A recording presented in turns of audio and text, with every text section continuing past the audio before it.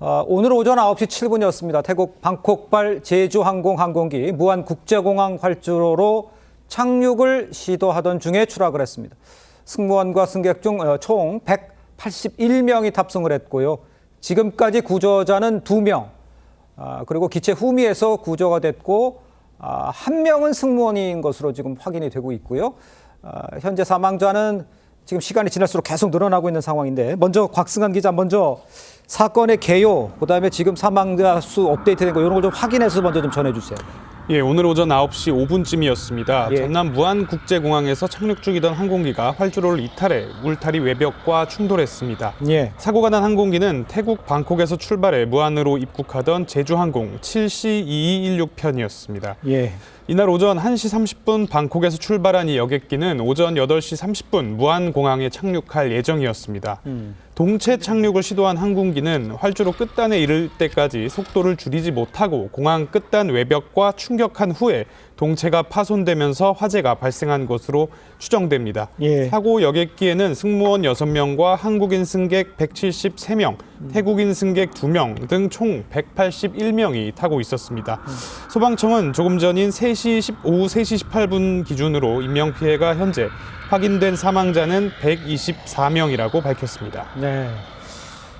지금 곽승환 기자가 쭉 개요를 좀 얘기를 해줬는데, 외벽과 충돌하면서 지금 화재가 났고요. 지금 화재 장면 보십니다. 항공기 앞부분이 부서진 상황이었습니다. 그러니까 현재까지 기체 후미에서만 2명이 구조가 된 상황이고요. 이 구조자 2명 외에는 아직까지는 지금 들리는 소식이 좀 맑은 소식은 없습니다만, 교수님이 보시기에 지금 그 시간이 꽤 지났잖아요. 지금 상황은 어떻게 저희가 구조라든가 뭐 수습이라든가 이런 면에서 봤을 때는 어떻다고 볼 수가 있겠습니까?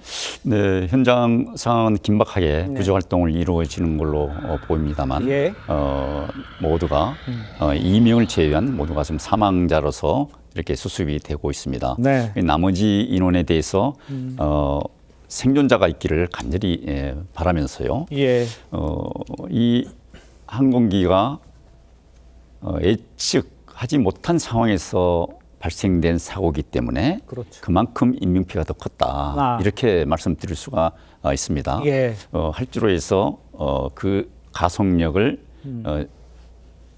정지를 하지 못하고 외벽과 충돌하는 과정에서 앞부분이 화재로 휩싸이게 되고, 또 연료가 앞으로 쏠리면서 예. 그 화재는 더 클 수밖에 없는 예. 이런 상황이 됐단 말이에요. 그렇기 때문에 앞부분은 보다 더 많은 인명피해가 있었을 것이고, 이미 이제 뒷부분에서 생존자 2명이 있는 것도 이런 연유라고 봅니다. 뒷부분은 아무래도 연료가 앞부분으로 미쳤기 때문에 뒷부분에 대해서는 화재가 그리 크지 않았을 것이고, 또 생존자가 그래서 구조를 할 수 있는 것이고, 예. 앞으로도 지금 남은 사람들을 어떻게든 생존자가 있다라는 이런 희망을 가지고 구조 활동이 이루어져야 된다고 생각합니다. 알겠습니다. 이런 상황에서 저희가 이제 지금부터는 그 원인 같은 것을 저희가 지금 나와 있는 자료 화면을 좀 활용해서 확인을 하면서 좀 이야기를 좀 해봐야 될 것 같아요. 자, 그림을 한번 좀 보여주시면요. 비행기가 이제 착륙하는 장면을 보면서 저희가 자세히 이야기를 할 텐데, 자, 지금 비행기는 내려오지 않습니까? 그런 상황에서 랜딩 기어가 내려오지 않은 상태 좀 보시면요. 동체 바닥에 활주로에 그대로 닿은 채 저렇게 10초간 활주로를 그대로 직진을 합니다. 그런데 이제 속도를 줄이지 못하는 장면이 계속 연출이 되고 있어요. 그러니까 직진하던 여객기 저렇게 지금 저 화면을 멈췄습니다만, 저 후에 저렇게 연기에 휩싸이는 장면 있었습니다. 동체 뒷부분에서 이제 불꽃이 튀고요. 저렇게 공항 끝단의 벽을 그대로 들이받은 상황입니다. 엄청난 궤응을 내면서 이제 벽과 충돌한 여객기, 곧바로 이제 엄청난 폭발과 함께 화염에 휩싸이는 저 장면인데요. 저렇게 이제 동체를 아까 말씀해 주셨지만, 동체로 착륙하는 이 상황에서 속도를 줄이지 못하는 상황이니까 뭐 일각 드는 생각이 조금 더 길었으면 뭐 이런 생각도 하기는 있는데, 그게 가능한 얘기입니까? 제가 좀 뭐 희망적인 얘기를 하는 겁니까? 어떻게 돼요? 네, 그렇습니다. 아무래도 활주로가 네. 좀 더 길었더라면은 네. 그만큼 항공기가 속도를 줄일 수 있는 여유가 있었겠죠. 네네. 그렇지만 활주로가 길고 짧고 이런 것들은 이제 그 관련 법령에 의해서 만들어진 공항이기 때문에 그건 다음에 차치하더라도 네. 일단은 속력을 줄이지 못하고 강한 충돌로 인해서 발생된 이런 사고라고 봐야죠. 알겠습니다. 그런데 지금 그런 문제도 있겠지만 원인적으로 보면요. 이 여객기가 무한공항 활주로에 착륙할 당시에 랜딩 기어가 내려오지 않은 상태였어요. 이게 지금 원인이라 뭐 이런 이야기를 추정을 할 수가 있겠는데 이거를 곽승환 기자 뭐 지금 나오는 뭐 분석 같은 것이 아직 뭐 다 나오진 않았겠습니다만 지금까지 나오는 소식은 기체 결함으로 봐야 됩니까? 어떻게 봐야 됩니까? 지금까지 알려진 추락 원인은 추정입니다. 아직 그렇습니다. 공식 예. 확인된 건 아닌데 버드 스트라이크 그러니까 조류 충돌로 추정이 되고 있습니다. 예. 조류 충돌은 항공기의 이착륙 또는 이제 순항할 때 조류, 그러니까 새가 항공기 엔진이나 동체에 부딪히는 현상을 의미합니다. 네네. 이 조류 충돌 같은 경우에는 비행 안전에 심각한 위협이 되기도 하고 또 예. 다수 인명 피해가 발생하는 항공기 사고의 주요 원인이기도 했습니다.